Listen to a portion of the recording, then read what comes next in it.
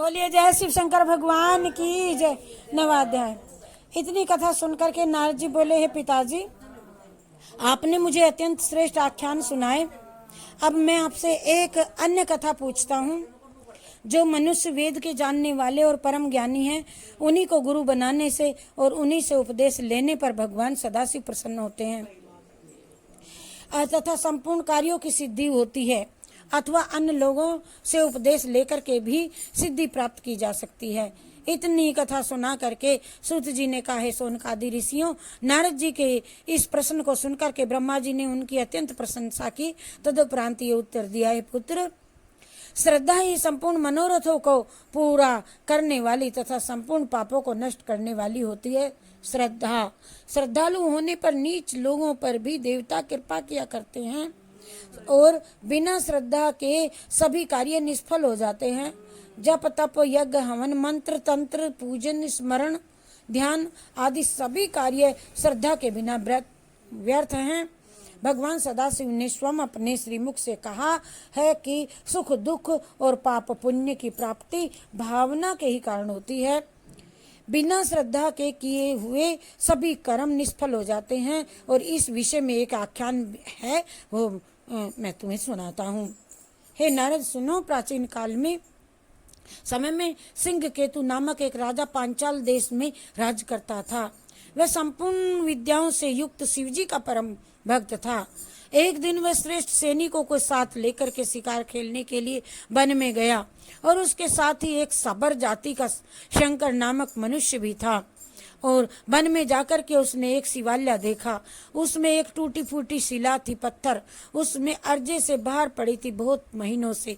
शंकर ने उस शिवलिंग को अत्यंत प्रेम पूर्वक अपने हाथों में उठा लिया तथा राजा के समीप पहुंच करके उसे दिखाते हुए इस प्रकार बोला, प्रभु, मैं ये शिवलिंग का पूजन करना चाहता हूँ। अस्तु, आप मुझे पूजन की विधि बता देने की कृपा करें।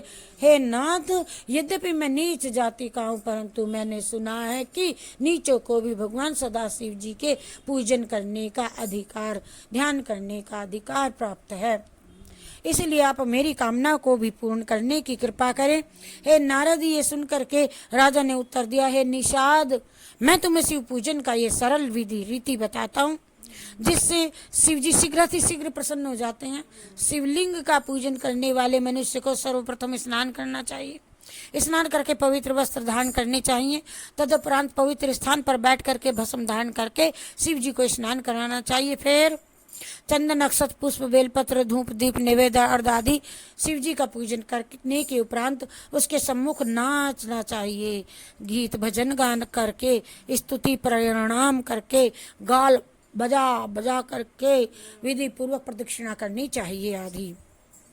शिव जी की चिता की भस्म अत्यंत प्रिय है शिव जी को, अतः उसे शरीर में धारण करने से अत्यंत आनंद प्राप्त होता है। शिव जी के पूजन की ये अत्यंत सरल और सुगम रीति है। शिव जी के पूजन की ये अत्यंत सरल और सुगम रीति है। सो तुम भी इसी प्रकार आचरण करो। इतनी कथा सुना करके ब्रह्मा जी ने कहा, ए नारद, यद्यपि राजा ने ये विधि हंसी में सुनाई थी, परंतु सबर ने उन्हें अत्यंत श्रद्धा पूर्वक सुना और तत्पश्चात वह अपने घर लौट आया और उस शिवलिंग का पूजन करने लगा। उसे जो वस्तु अच्छी लगी उसका भोग सबसे पहले वह शिव जी को चढ़ाने लगा। घर आ गया और जो उसे अप्रिय थी वही शिव जी को देने में लग गया। तदुपरांत वह स्वयं खाता था। वह अपनी स्त्री सहित शिव जी का पूजन करता और मूर्ति के सम्मुख नृत्य गान किया करता था। एक समय जब कुछ समय व्यतीत हो गया तो शिव जी ने प्रसन्न होकर के उसकी परीक्षा लेने का निश्चय किया। एक दिन जब वह पूजन करने के लिए बैठा था तो चिता भस्म उसके समीप रखी थी। अचानक कोई ले गया ठाकर, भस्म को कोई चुरा के ले गया, अदृश्य हो गई। जब ढूंढने पर भी उसे भस्म न दिखाई दी तो उसने अत्यंत आश्चर्य में भर करके अपनी स्त्री से कहा, प्रिय, मैंने भस्म यहाँ रखी थी, कहाँ गई?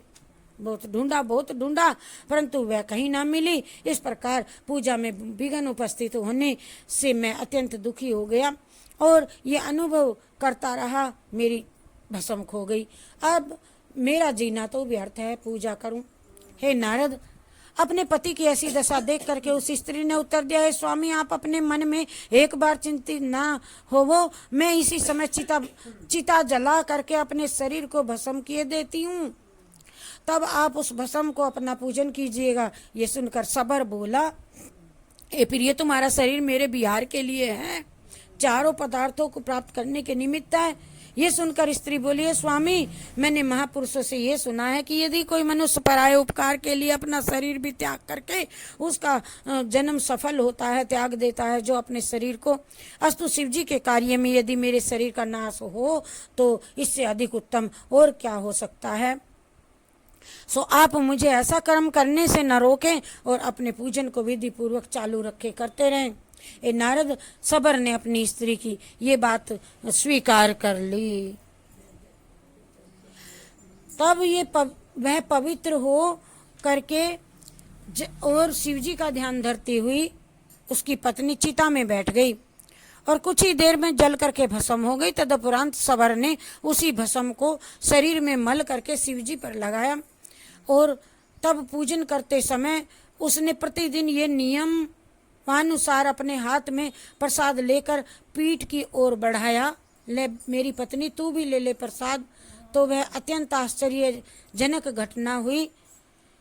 वह यह घटना थी कि सबर प्रतिदिन पूजन करके अपनी स्त्री को प्रसाद दिया करता था। अस्तु नित्य के नियमानुसार उस दिन ध्यान नहीं रहा कि उसकी पत्नी जल के भस्म हो गई थी, परंतु जिस समय उसका हाथ पीछे की ओर गया उसी समय उसने देखा उसकी स्त्री जो भस्म जल करके भस्म हो गई थी फिर से जीवित हो गई, पहले के समान खड़ी है, वस्त्र आदि सुसज्जित हो करके अपने मुख से शिव शिव शिव शिव नाम पति के पीछे बैठी कर रही है और उसके समान।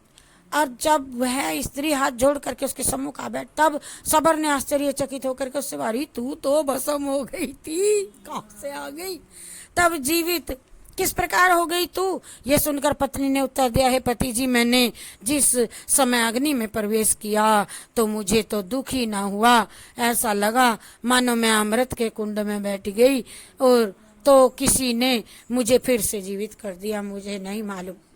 इतनी कथा सुनकर के ब्रह्मा जी ने कहा, नारद जिस समय वे दोनों ये बात कर ही रहे थे वार्तालाप, उसी समय शिव जी ने अत्यंत प्रसन्न होकर के 4 गण सहित अपना विमान उनके पास भेज दिया। शिव जी के गणों ने वहां आकर के सबर तथा सबरी को अत्यंत स्नेह पूर्वक उस विमान में बैठा लिया।